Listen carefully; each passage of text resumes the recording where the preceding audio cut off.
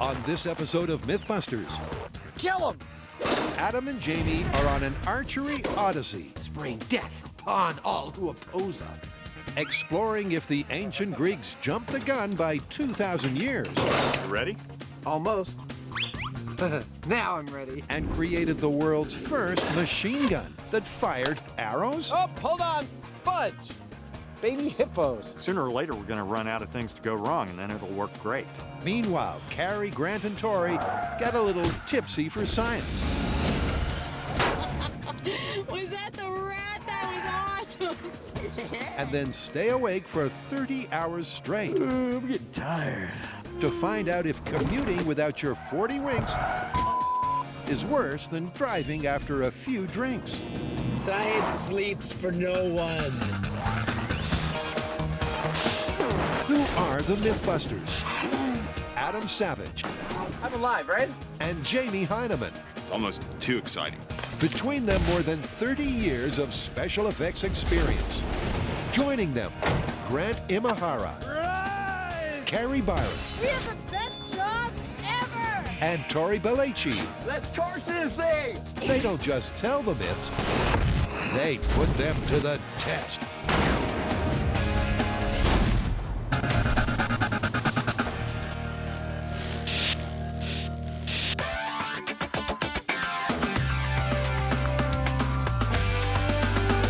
I got a good one. What? Arrow machine gun. You mean like a modern machine gun, but it shoots arrows? Yes, but far from modern. In fact, this design was built by Dionysus the Elder over 2,300 years ago, back when you were just a little tyke. I remember it like it was only yesterday. For the ancient Greeks, arrows were the weapon of choice.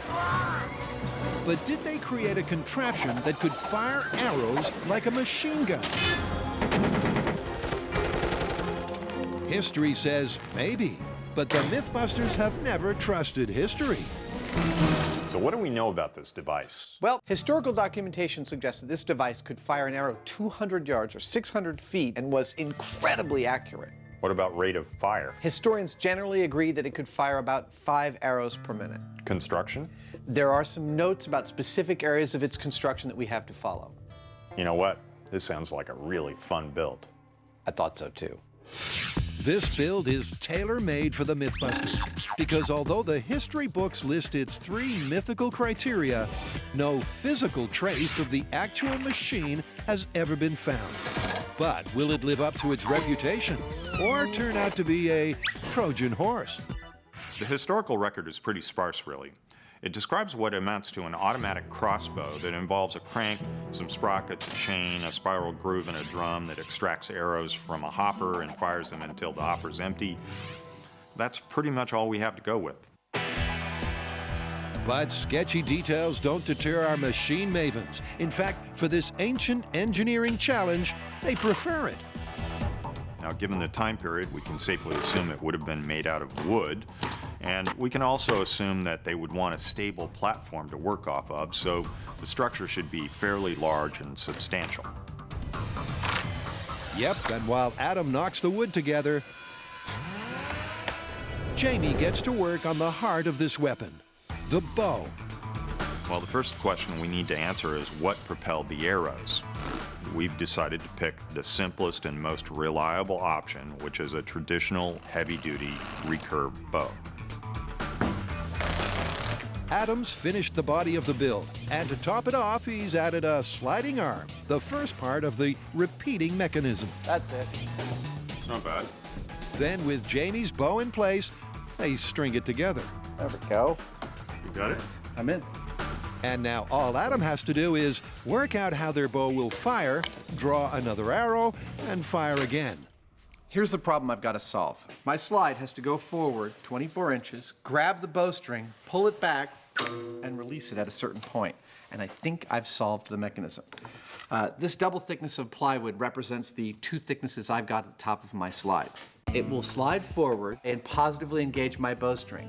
Then it'll pull it back, until I've got a little bit of a riser in here that will get it out of the way. Now, I can't think of a reason why this won't work, so I'm just gonna build it. No sooner said than done. That's my catch. Comes over here, grabs the string, pulls it back, and there's a catch. That's beautiful. Isn't that cool? Gravity resets it. No springs, no mechanics. It's an ingenious little solution that Dionysus the Elder himself would salute. But what's next?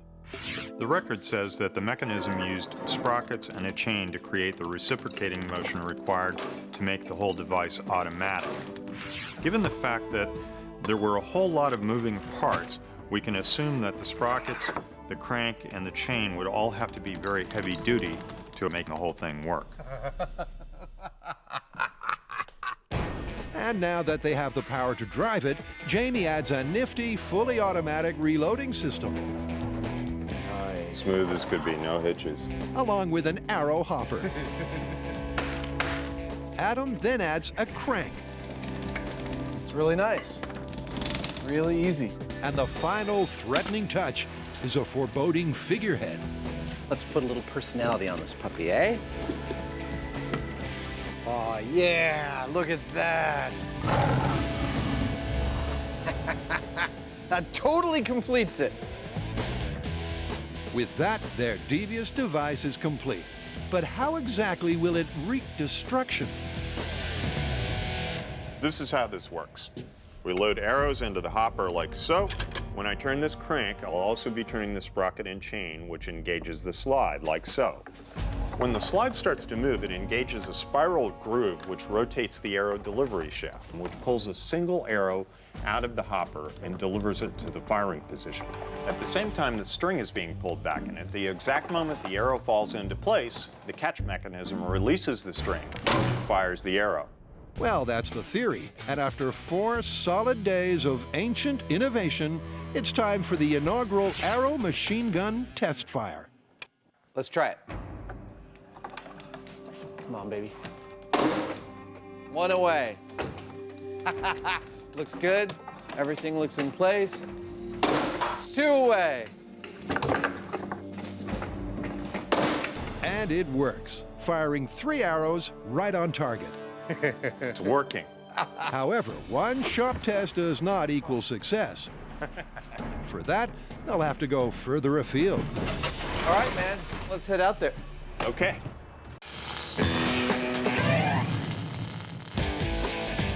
Next, there's no rest for the MythBusters.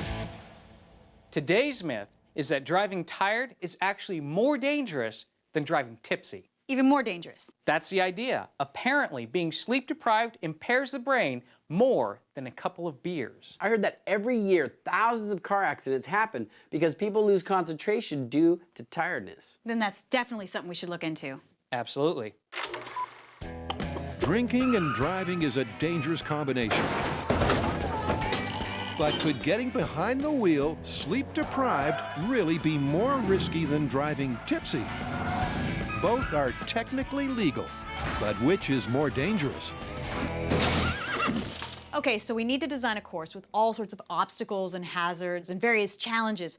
First, drive it tipsy, say just under the legal limit, and then again, really, really tired, like we stay up for 24 hours. All right, well, one of us has to be the sober one, so why don't you two do all the drinking, staying up all night, and driving, and I'll figure out the course. All right, well, before we start testing, why don't we learn a little bit more about sleep? What are you gonna do, go take a nap? I need a little practice. Yep, before they hit the road, they want to know exactly why a lack of sleep could spell dangerous driving. We've come to the UCSF Sleep Disorder Center so that we can investigate the science of sleep. All right, Alex, we're ready for the sleep test. Now today, Tori's our lab rat. We're going to hook him up to a polysomnogram so that we can monitor his brain waves while he's both drowsy and really well rested. Can you tell me a bedtime story? Okay, Dr. Clayman, what happens if we don't get enough sleep? Well, you end up getting irritable. It's harder to pay attention to things. Your brain function is very different when you're sleepy compared to when you're rested and alert. Indeed, because it's clear Tori's brainwaves when awake, surprisingly, are far more active than when he's drowsy. And for the purposes of our test, Dr. Clayman has one very important point. I think if you're on a longer, monotonous section of road, you're going to tend to have a lot more trouble keeping your eyes open and focused. If you're stopping and starting kind of in city traffic, it's more stimulating, and so it'd be easier to cope with those sections. Which means they'll need 2 separate test courses. One to replicate the constant stimulus of city traffic, and another to simulate a stretch of highway where straying out of your lane could spell death. And Grant's found a location where they can do just that. We're here at the Alameda County Regional Training Facility EVOC course to set up our tipsy versus tired driving challenge. Now, by putting our drivers through various tests, we'll find out which is more dangerous, driving slightly intoxicated or driving exhausted. Tactical driving instructor Paul Gerard will closely monitor how our designated drivers perform. Hey, Paul, thanks for coming. Thank you. So to find out just what Tori and Carrie are up against, Ready? Yep. Here we go. a totally sober Grant takes on the obstacle course We're first. going to start with the maneuverability course. We're going to begin down this channel where we're going to cross a tripwire, which is going to trigger a green light, which will direct us down one of 2 lanes. Now this is going to challenge our recognition and reaction time. Once we've completed that task, we'll come to a full and complete stop. And at that point, we will head down this hill into this S-curve, These are tight. Yeah. hopefully not knocking over any of these cones. At the end of the S-curve, we'll be heading in to our straightaway, where we'll be getting up to 25 miles an hour. After the straight, there's the slalom to test their steering. Then a tricky 3-point turn, and finally, parallel parking. We're going to parallel park between these 2 cars. But that is still not the end of our test. Nicely done. Now begins the monotony course. We're going to do 25 long, continuous laps to simulate tedious stretches of road. That should cover almost every scenario, and we can find out once and for all if it's more dangerous to drive tired than to drive tipsy. And as an added distraction to the obstacle course, they've added a very MythBusters touch. Never know what hit him. At a secret location is a hidden reaction time test that Tori prepared earlier. A rat. I mean, what better distraction as you're driving down a road, having a rodent cross your path? Now, I'm gonna be one of the test drivers, so why am I setting up my own distraction? It's kind of like building your own gallows. But just because I'm building this distraction doesn't mean I know when and where it's gonna be deployed. That's gonna be Grant's job. But the key here is we have to avoid these rodents. All right, that's it, my rat's done. Now it's time to give it propulsion. Rockets. That's right, rat rockets. Okay, well, as distractions go, rats moving at rocket speeds certainly ticks the box. All right, here we go. Rat rocket distraction in 3, 2, 1. Eventually, with just the right amount of rocket, In 3, 2, 1. that will certainly rattle our drivers. I don't know, I think that looked like a pretty good speed to me.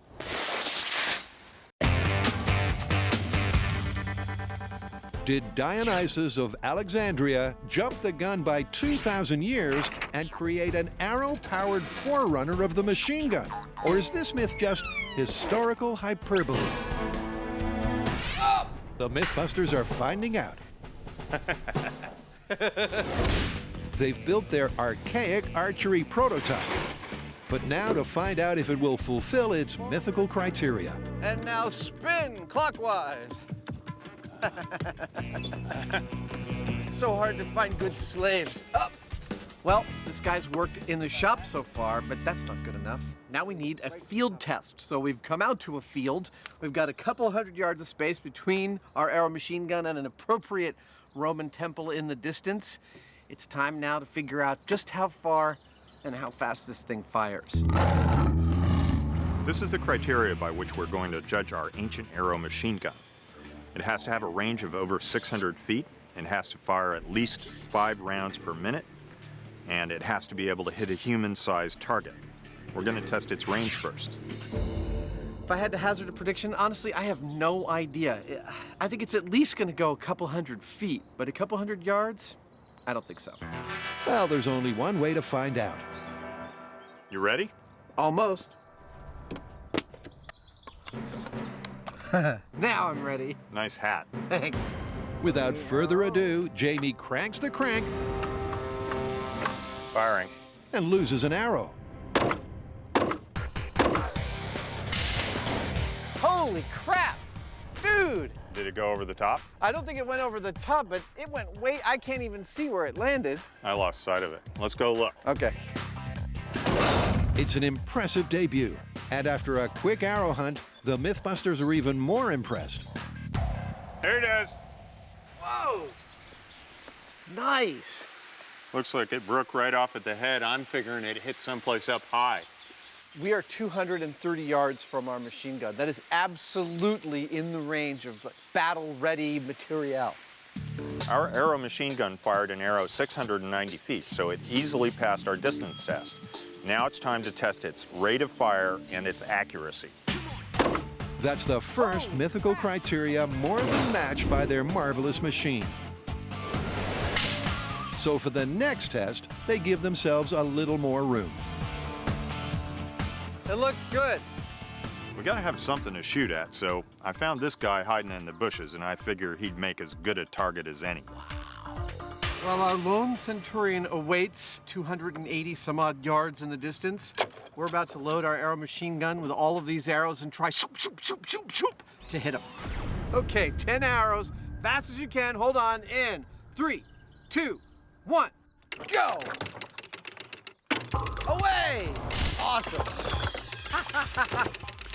Oh! Hold on, stop, stop!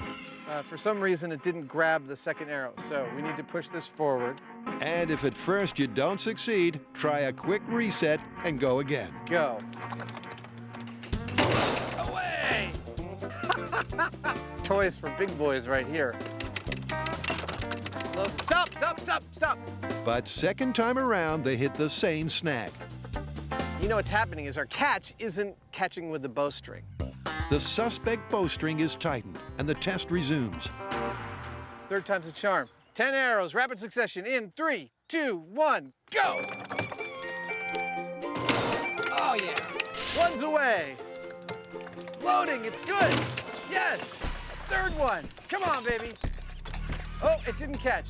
Unfortunately, it looks like it's not just the string that needs fixing. They're not firing rapidly. Needs a little TLC, and we need to work out a few bugs. I've got some good news and some bad news. The good news is, from a distance standpoint, our arrow machine gun exceeded my wildest expectations. It would appear we've wounded Achilles. No, it's not on his heel, it's on his, ball of his foot. Its range is impressive and makes it a very good military weapon in ye olde times. The bad news is, the machine part of machine gun, not so much. The machine part was touchy. Hold on, stop, stop! It broke a few times, Okay. didn't fire as rapidly as we want. Its accuracy was all over the map. Clearly, we got to take this thing back to the shop and rejigger some significant parts of it.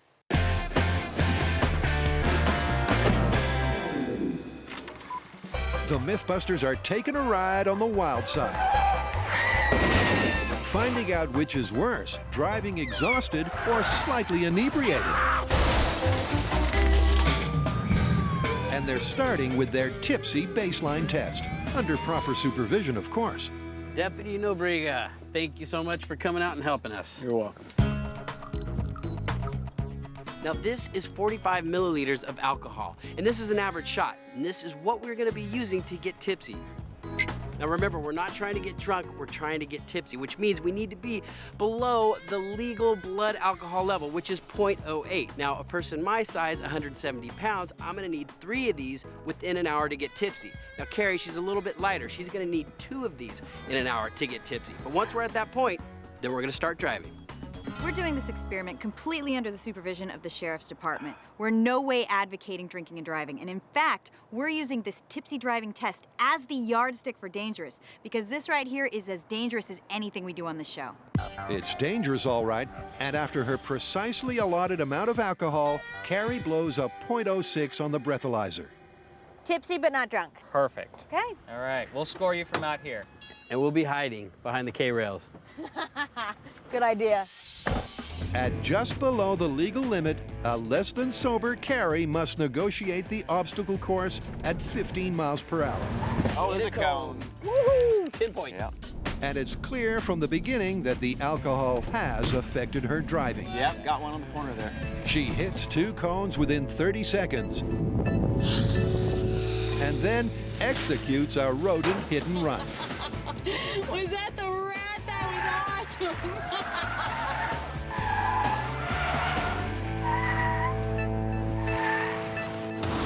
Her three-point turn is 1 extra point heavy.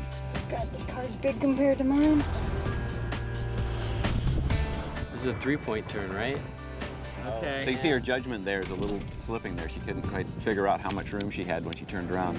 And the final cone casualty comes on the parallel park. There's a lot of adding we're going to have to do here, guys. I think this is going to be interesting. Me too. Carrie made 7 mistakes on the obstacle course, earning 10 penalty points per error. But she's not done yet. Next, she has to drive her imitation highway lane for 25 laps. But how will they make sure Carrie stays between the lines? Well, with this handy device. I have a sensor system that looks at these lane markers and knows if it's inside or outside. If they're over the line, a timer will automatically go off and keep track of how long they're over the line, and a light on the outside will light up so we can see if they're over the line or if they're safe. Okay, 25 laps for the monotony test. 3, 2, 1. I think that actually the monotony course is going to be the hardest part for them, because while you're slightly intoxicated, you're going to start to wander, and it's going to be tough to maintain that oval. One over here. Every time the car crosses the line, both Grant's device and the follow car record it. He left for a long time there. Keeping in line is proving difficult for Carrie. Oh, one over here. But eventually, after 25 laps, it's time to find out just how difficult. You're done. Stop. All right, so how did Carrie do? Well, on the monotonous driving course, she crossed the line or went out of the lane 104 times. What? Yeah, with an elapsed time in danger of 58 seconds. I feel like I was driving consistently the entire time inside the lines. Carrie strayed out of her lane and theoretically into oncoming traffic 104 times, bringing her final tipsy penalties to 232.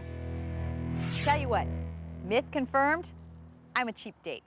Because I'm impaired very, very easily. I didn't actually have that much alcohol, but I'm kind of a lightweight. I was definitely impaired driving. I knew that the minute I sat in the car.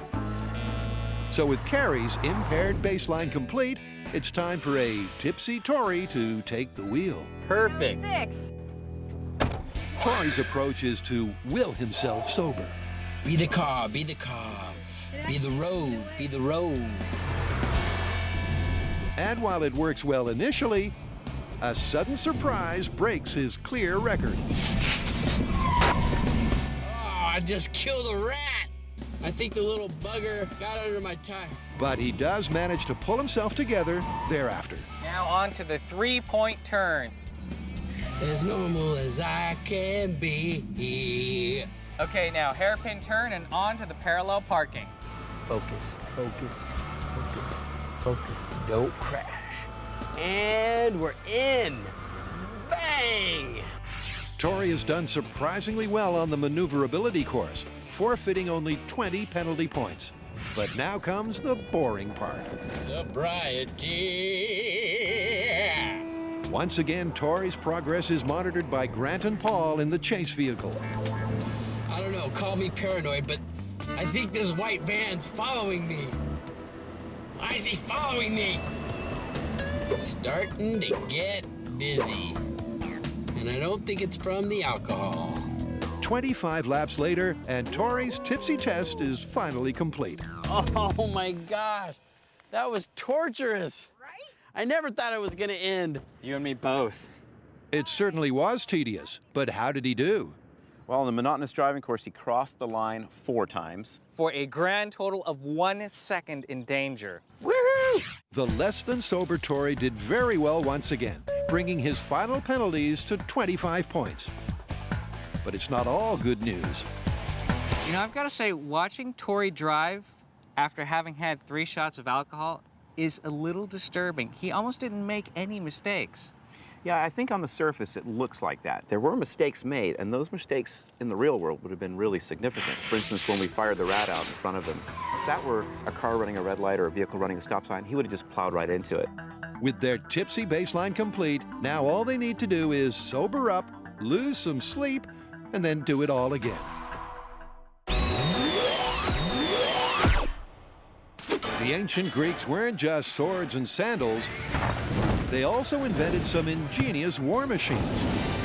Good, good, good. But did they create the world's first machine gun? Good slaves, extra meat for everyone. Well, we got a bunch of work to do. Yeah, we do. Let's get started, huh? Okay. The Greeks may have had centuries, but the MythBusters have just 48 hours to perfect their weapon. How does it feel? I think it feels a lot better. And first, Adam's got his sights set on its aim. Back in my day, we could aim our arrow machine guns. We did it with wheels. That's right. We didn't just plop them down on the ground. We could find our enemies and bring the arrows to them. The death sprayers. That's what we were called. Yes! These are my wagon wheels, and though they are properly ye olde and they look beautiful, they make me sad because this one is smaller than this one by about an inch. What am I gonna do about it? I'm gonna take some steel and wrap it around this wheel and weld it in place until this wheel is the same diameter as this one, and thus our arrow machine cannon will not be cattywampus. That will make me happy. Wheelwright Adam soon strikes the right balance. It's ready. The wheels are fitted to the machine, along with a giant lever to steer. That's not bad at all. Meanwhile, the Heinemann works on their reloading problem, spending the day ironing out kinks, adding the traditional lube, and cranking up the crank. That's much faster than I was doing yesterday. Can I get you a glass of water? That's a workout, that's for sure. Certainly is. And there's one more addition Adam's angling to make, an angle finder. Let's do a test fire. All right. How about at an angle that's probably going to give us a couple hundred yards of distance, about 15 degrees? Sure. Okay. Yep, and with their target in sight, Good. Jamie cranks up the tweaked machine. Good. You hit a nice close bullseye. Okay. Let's just see if it loads again. And to begin with, their changes are working like clockwork. Good. Another one.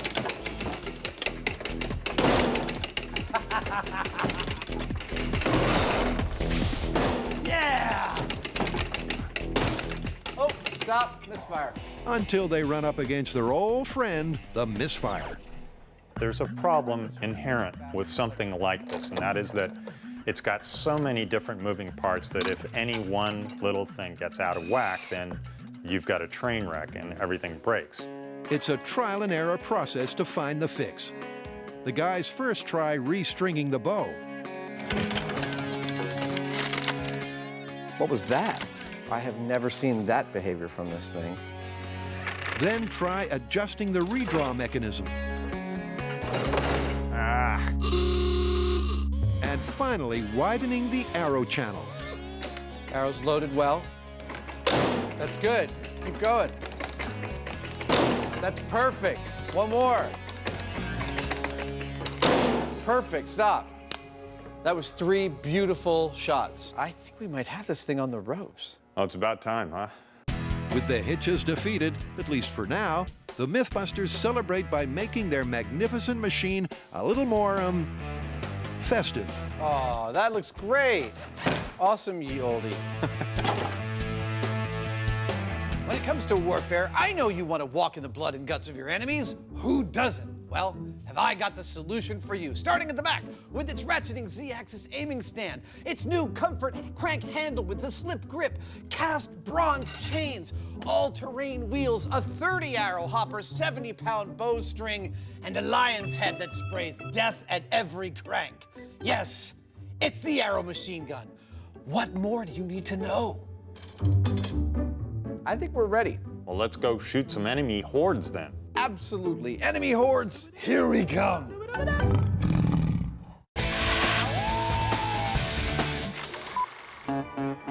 Sleep deprivation can be torture.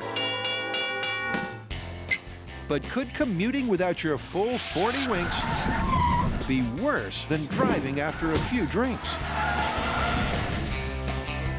So we have tested driving tipsy. Now it's time to test driving tired. So we need to stay up all night long. So we've set up the shop with a few things to help us do that. We got a treadmill. This way we could run on it, get the blood flowing. Hopefully that'll keep us awake. If we get bored with that, we got ping pong. We'll play that all night.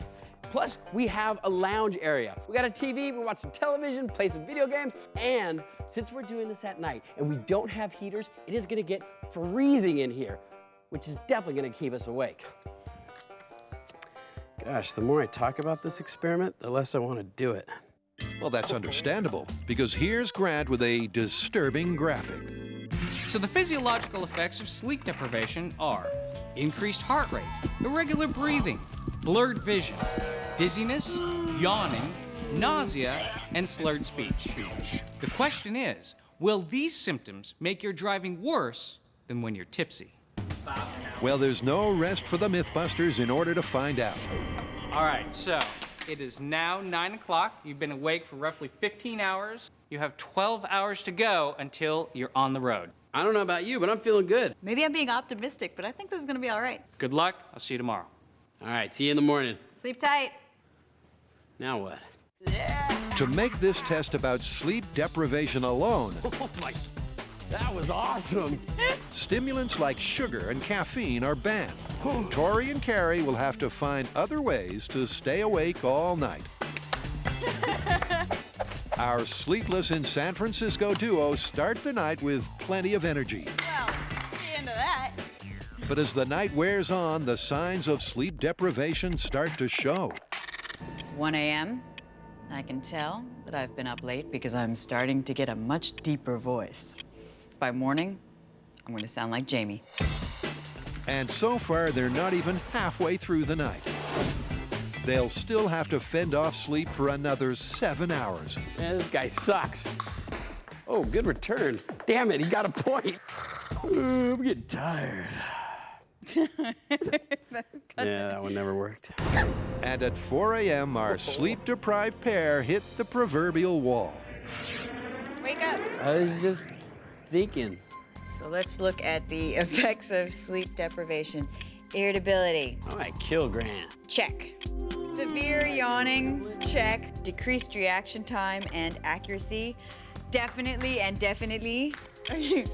I thought there was somebody behind me. Hallucinations, check. I am so tired now. Suffering all the symptoms of sleeplessness, our deprived duo struggle through the early hours of the morning. It is 6 a.m. We have now been up 24 hours straight. I'm starting to see cross-eyed. Finally, at 7 a.m., Grant arrives with a welcome breakfast. Good morning, you guys. Oh, now I know we're truly tired. I'm hallucinating that Grant has food for us. Dig in. We're gonna saddle up in a little while, and then you guys are gonna hit the road and start driving.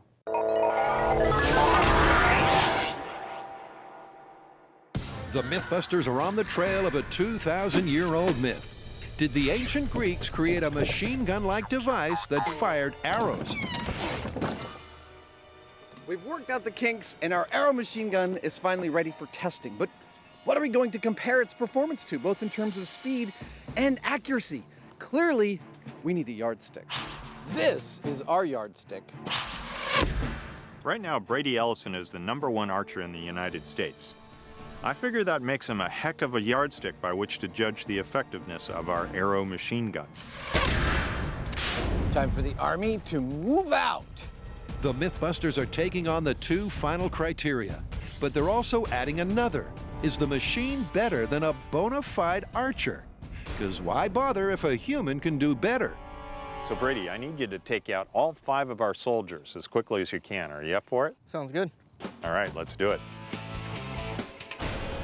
I know what you're saying. You're saying Mythbusters, our 3rd century BC counterparts, didn't possess equipment nearly as advanced as the one you're holding in your hand. How can you call that an accurate comparison to ye oldie bows? While this may look really fancy with all this stuff bolted to it that's shiny, the fact is, functionally, mechanically, It works effectively exactly the same as ye olde bow. So that's our story, and we're sticking to it.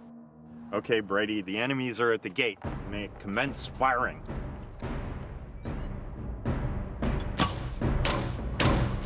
Ah, that's a hit. The blue guy is down. Onto orange. The orange guy's down. Time for the green. Brady has obviously done this before. A hit. Green guy is down. Red. And although not every arrow is a direct hit, Looks like you hit off to the side of the red. No, the red guy's not a hit. using his super modern bow, it doesn't take long to deflate the targets. Yellow is down. Red is the only one left. Yeah, that hit him. He's down. The red guy is down. You got them all. Nice work. That was 2 minutes. 11 arrows. 5 kills, 11 arrows, 2 minutes. Well, we got our mark that we got to beat.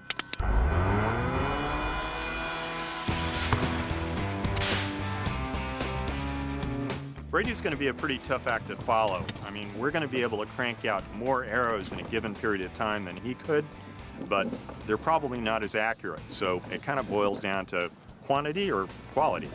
Okay, that's it. Well, with 20 arrows in the quiver, quantity won't be a problem. And with Brady on hand to aim, neither should accuracy. Centurion Jamie, I spot 5 enemy soldiers blocking our way about 90 yards hence. Shall we take them out? Awaiting your command. Have at it. Centurion Adam gives the command. The timer starts, and Jamie gets cranking. Oh, that looks like a hit. The yellow one is down. Let's move to the red one. And firing. Oh, we hit the tunic of the red one. Firing. Oh, we got the red one. Go for the green. Firing. It's a promising start with the enemies falling swiftly to the death-spraying machine. I think we hit the green. Let's go for the orange. Firing. Oh, the orange went down. But with 4 targets down, suddenly the bow bows out. We broke the bow. How so? The limb broke. Split the limb. No way! I would back off. If that comes out, it'll flip towards you. All right, here's the report so far. At 1 minute and 38 seconds with 19 arrows fired and 4 targets down, our limb broke. We are replacing the limb. We're going to start the clock again. And hopefully we're going to take care of this last blue intruder. Yep, that's the plan. And with a new bow, they restart the clock and take aim. All right, go! Firing. Oh, so close! That last guy is a devil. Firing. Oh, wait, we have a problem. We have a problem. Speed failure. Once again, there's a hitch in the mechanism. But they still haven't given up getting that bolt into the blue. Offending arrows removed. Clock is restarting again. Go! Good. Keep going. Arrows good. Oh, we didn't load that one. Wow, it didn't grab the...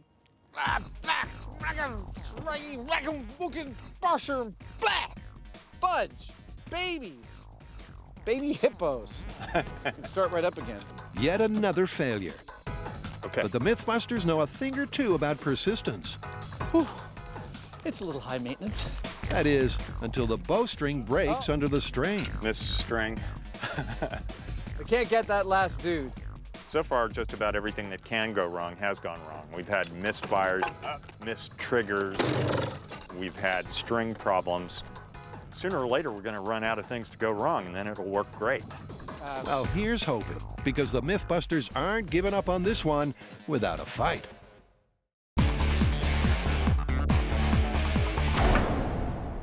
It's been a long time between naps for our duo. Your driving would wake anybody up. After 30 hours awake, it's time to find out if sleep deprivation makes you a worse driver than alcohol. Turn the sun down. And there's no doubt these two are tired. So Carrie and I have now been awake for over 30 hours. And let me tell you, my heart's racing, my breathing is irregular. You know that sound that the TV makes when it's just full of snow? That... I'm feeling sick, so I'm pretty sure my immune system is failing. I haven't started hallucinating yet, but I mean, the day's just begun. Kind of the only thing going through my head right now. think I might kill a few cones today. Well, there's only one way to find out as our drowsy driver hits the road. Hit that one hard, too. As Carrie predicted, she has knocked down cones, but not as many as you'd think. Looking a lot more cautious, though. You see how slow she's going now? Yeah. In contrast to her tipsy test, Carrie is driving very carefully and maintaining the 15-mile-per-hour speed limit. Yeah, she's kind of like a different driver now. Very different. This time around, she even reacts to and avoids the rocket rat. Whoa. And although she executes another 4-point turn, her parallel parking is better. Wow, that was really good. On the obstacle course, Carrie did slightly better driving sleep-deprived than tipsy. But will she do as well with the monotony test? All right, this is tipsy versus tired monotony course. Go. A weary Carrie is finding the test such a yawn, it's hard for her to stay awake. Cross. Oh, way over. Over on the left. And every time she slips towards sleep, well, let's just say the line monitoring device has its work cut out. This has got to be like lap 100. Eventually, Carrie has run the rings, and it's all over for her tired test.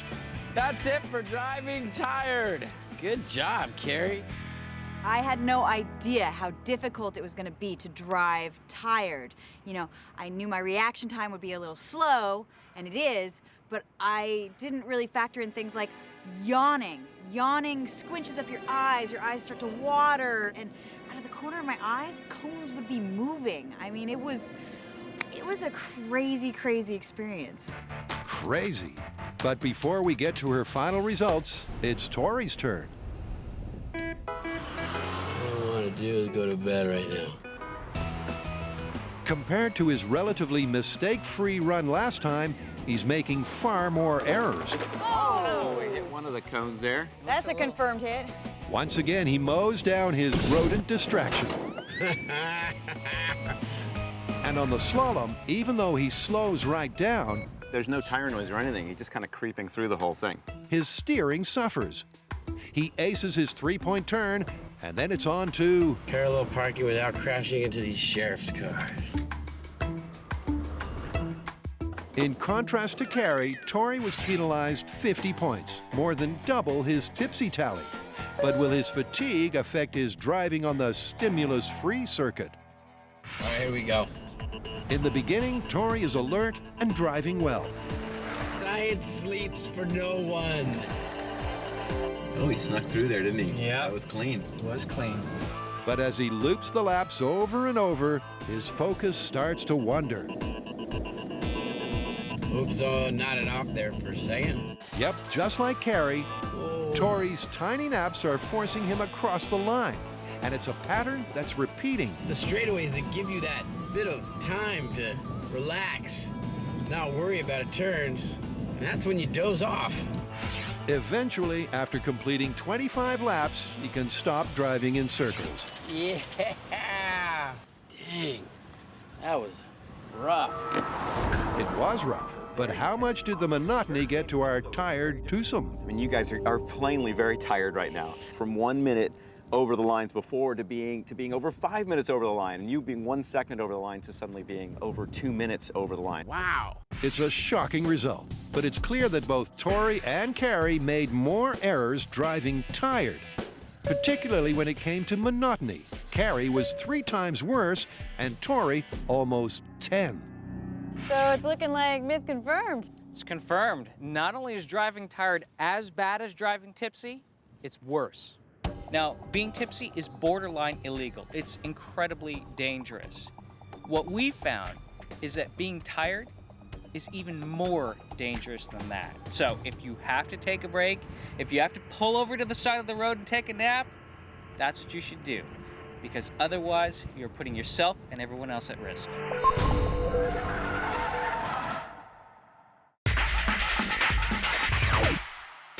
The MythBusters are no strangers to weird and wonderful weaponry. but most never lived up to their deadly mythology. I'm standing right in it, and I'm not dead yet. And after 3 aborted attempts at mowing down a 5-man Roman regiment, it's looking like the arrow machine gun could be joining their ranks. Fudge! Babies! Baby hippos. But undeterred, the MythBusters soldier on. Ready to try this thing again? Yeah, I was getting a little cranky, but maybe it'll be all right this time. A little cranky? Nice joke. Let's do it! Kill him! Oh, so close! Grabbed and loaded. Oh, stop! That's yet another failed attempt. But it does give the MythBusters their eureka moment. I would not have called this, but when you're bumping into this, it bumps the catch down and makes it miss the string. Okay, I understand. After you fire, maybe go just a little bit slow until it hits this, and then crank it. Could the problems all be down to just a cranky crank? Loaded and grabbed, it's good. Well, to find out, they start the timer once again. It's away! That's a hit! Move on to the next one. Loaded and grabbed. Oh, good hit on the red guy. Oh, that looked like a direct hit on the green. No, it's a miss. Go. Oh, that orange looks like a good hit. Come on. Last man left. Come on, he's getting closer.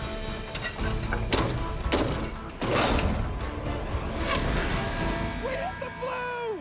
The blue is dead! Ah! I'm gonna go eat something that was living. The MythBusters are finally triumphant, and they have their dead dummies to prove it. We hit the blue! 15 arrows, 5 guys down. How long did that take? 1 minute, 50 seconds. 1 minute, 50 seconds. Nice. Nice work. Excellent aiming. 1, 2, 3, 4, 5 warriors, ancient warriors with an inflated sense of self-worth. Their cheap lives stolen by the 15 bolts of death that sprayed in under 2 minutes from our tiger's mouth. I, for one, am pretty pleased.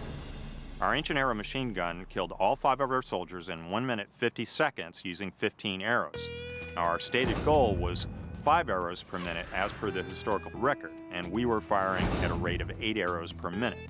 Not only that, we were able to complete the task quicker than our archer. That's pretty good. So, what's the verdict on their little tiger here?